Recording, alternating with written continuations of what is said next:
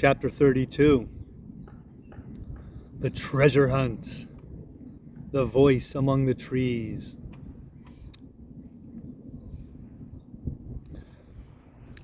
Partly from the dampening influence of this alarm, partly to rest Silver and the sick folk, the whole party sat down as soon as they had gained the brow of the ascent. The plateau being somewhat tilted toward the west, this spot on which they had paused commanded a wide prospect on either hand. Before us, over the treetops, we beheld the cape of the woods fringed with surf. Behind, we not only looked down upon the anchorage and the skeleton island, but saw clear across the spit and the eastern lowlands a great field of open sea upon the east. Sheer above us rose the spyglass, here dotted with single pines, there black with precipices. There was no sound but that of the distant breakers, mounting them all round, and the chirp of countless insects in the brush. Not a man, not a sail upon the sea. The very largeness of the view increased the sense of solitude. Silver, as he sat, took certain bearings with his compass. There were 3 tall trees, said he, about in the right line from Skeleton Island. Spyglass shoulder, I take it. Means that lower pint there. It's child's play to find the stuff now. I've half a mind to dine first.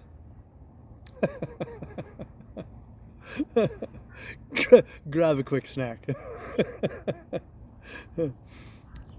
I don't feel sharp, growled Morgan. Thinking of Flint, I think it were has done me. Ah, well, my son, you praise your stars he's dead, said Silver. You were an ugly devil, cried a third pirate with a shudder. That blue in that face, too. That was how the rum took him, added Mary. Blue. Well, I reckon he was blue. That's a true word. Ever since they had found the skeleton and got upon this train of thought, they had spoken lower and lower, and they had almost got to whispering by now, so that the sound of their talk hardly interrupted the silence of the wood. All of a sudden, out of the middle of the trees in front of us, a thin, high, trembling voice struck up the well-known air and words. 15 men on the dead man's chest, yo-ho-ho, and a bottle of rum. I never have seen men more dreadfully affected than the pirates. The color went from their 6 faces like an enchantment. Some leaped to their feet, some clawed hold of others. Morgan groveled on the ground. It's Flint, by! Cried Mary. The song had stopped as suddenly as it had began. Broken off, you would have said, in the middle of a note, as though someone had laid his hand upon the singer's mouth. Coming so far through the clear, sunny atmosphere among the green treetops, I thought it had sounded airily and sweetly, and the effect on my companions was the stranger. Come, said Silver, struggling with his ashen lips to get the word out. This won't do. Stand by to go about. This is a rum start, and I can't name the voice, but it's someone skylarking, someone that's flesh and blood, and you may lay to that. His courage had come back as he spoke, and some of the color to his face along with it. Already the others had begun to lend an ear to this encouragement, and were coming a little to themselves, when the same voice broke out again, not this time singing, but in a faint, distant hail that echoed yet fainter among the clefts of the spyglass.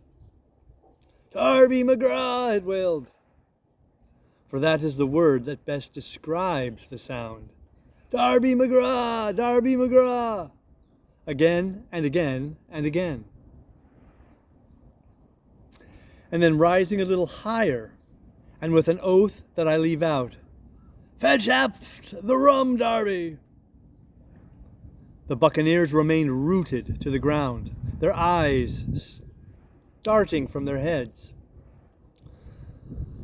Long after the voice had died away, they still stared in silence, dreadfully before them. "That fixes it," gasped one. "Let's go." "They" was his last words, moaned Morgan. "His last words above board." Dick had his Bible out and was praying volubly. He had been well brought up, had Dick, before he came to sea and fell among bad companions. Still, Silver was unconquered. I could hear his teeth rattle in his head, but he had not yet surrendered.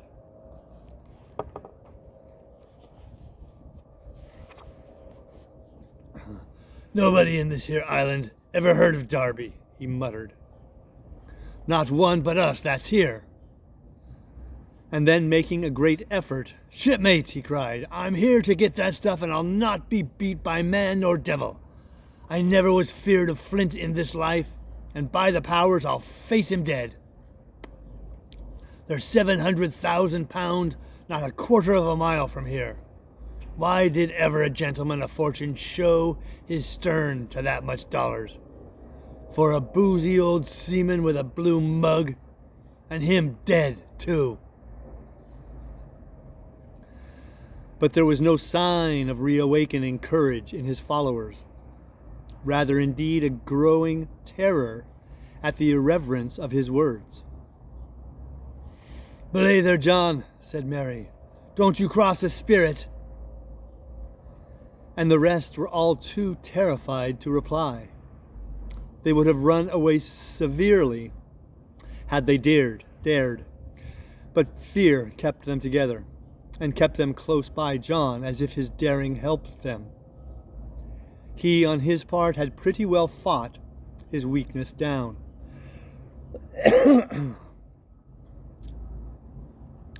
"Spirit, well, maybe," he said, "but there's one thing not clear to me." There was an echo. "Now, no man ever seen a spirit with a shadow. Well then, what's he doing with an echo to him? I should like to know. That ain't in nature, surely." This argument seemed weak enough to me, but you can never tell what will affect the superstitious. And to my wonder, George Merry was greatly relieved. "Well, that's so," he said. "You've a head upon your shoulders, John, and no mistake. 'Bout shipmates. This here crew is on a wrong track, I do believe. And come to think of it, it was like Flint's voice, I grant you, but not so clear away like it. It was like her somebody else's voice now. It was like her—" "By the powers, Ben Gunn!" roared Silver. "Aye, and so it were," cried Morgan, springing to his knees. "Ben Gunn it were." "It don't make much odds to it now," added Dick. "Ben Gunn's not here in the body any more'n Flint." But the older hands greeted this remark with scorn. "Why, nobody minds Ben Gunn," cried Mary. "Dead or alive, nobody minds him." It was extraordinary how their spirits had returned, and how the natural color had revived in their faces. Soon they were chatting together with intervals of listening, and not long after, hearing no further sound, they shouldered their tools and set forth again, Mary walking first with Silver's compass to keep them on the right line with Skeleton Island. He had said the truth. Dead or alive, nobody minded Ben Gunn. Dick alone still held his Bible and looked round him as he went, with fearful glances, but he found no sympathy, and Silver even joked him on his precautions.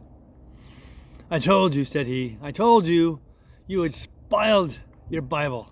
If it ain't no good to swear by, what do you suppose a spirit would give it for it? Not that." and he snapped his big fingers, halting a moment on his crutch. But Dick was not to be comforted. Indeed, it was soon plain to me that the lad was falling sick, hastened by heat, exhaustion, and the shock of his alarm. The fever, predicted by Dr. Livesey, was evidently growing swiftly higher.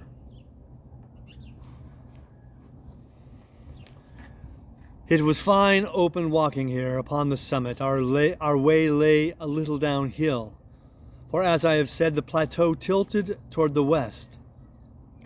The pines, great and small, grew wide apart, and even between the clumps of nutmeg and azalea, wide open spaces baked in the hot sunshine. Striking as we did pretty near northwest across the island, we drew, on the one hand, ever nearer under the shoulders of the spyglass, and on the other looked ever wider over that western bay where I had once tossed and trembled in the coracle. The first of the tail trees was reached, and by the bearing proved the wrong one. So with the second, the third rose nearly 200 feet into the air above a clump of underwood, a giant of a vegetable, with a red column as big as a cottage, and a wide shadow around in which a company could have maneuvered. It was conspicuous far to see, both on the east and west, and might have been entered as a sailing mark upon the chart. But it was not its size that now impressed my companions. It was the knowledge that 700,000 pounds in gold lay somewhere buried below its spreading shadow. The thought of the money as they drew nearer swallowed up their previous terrors. Their eyes burned in their heads, their feet grew steadier, speedier, and lighter. Their whole soul was bound up in that fortune, that whole lifetime of extravagance and pleasure that lay waiting there for each of them. Silver hobbled, grunting on his crutch. His nostrils stood out and quivered. He cursed like a madman when the flies settled on his hot and shiny countenance. He plucked furiously at the line that held me to him, and from time to time turned his eyes upon me with a deadly look. Certainly he took no pains to hide his thoughts, and certainly I read them like print. In the immediate nearness of the gold, all else had been forgotten. His promise and the doctor's warning were both things of the past, and I could not doubt that he had hoped to seize upon the treasure, find and board the Hispaniola under cover of night, cut every honest throat about that island, and sail away as he had at first intended, laden with crimes and riches. Shaken as I was with these alarms, it was hard for me to keep up with the rapid pace of the treasure hunters. Now and again I stumbled, and it was then that Silver plucked so roughly at the rope and launched at me his murderous glances. Dick, who had dropped behind us and now brought up the rear, was babbling to himself both prayers and curses as his fever kept rising. This also added to my wretchedness, and to crown all, I was haunted by the thought of the tragedy that had once been acted on that plateau, when that ungodly buccaneer with the blue face, who died at Savannah, singing and shouting for drink, had there by his own hand cut down his 6 accomplices. This grove that was now so peaceful must then have rung with cries, I thought. And even with the thought I could believe, I heard it ringing still. We were now at the margin of the thicket. "Huzzah, mates, all together!" shouted Mary, and the foremost broke into a run. And suddenly, not 10 yards further, we beheld them stop. A low cry arose. Silver doubled his pace, digging away at the foot of his crutch like one possessed. And the next moment he and I had come also to a dead halt. Before us was a great excavation, not very recent, for the sides had fallen in and grass had sprouted at the bottom. In this were the shaft of a pick broken in two and the boards of several packing cases strewn around. On one of these boards I saw, branded with a hot iron, the name Walrus, the name of Flint's ship. All was clear to probation. The cash had been found and rifled. The 700,000 pounds were gone.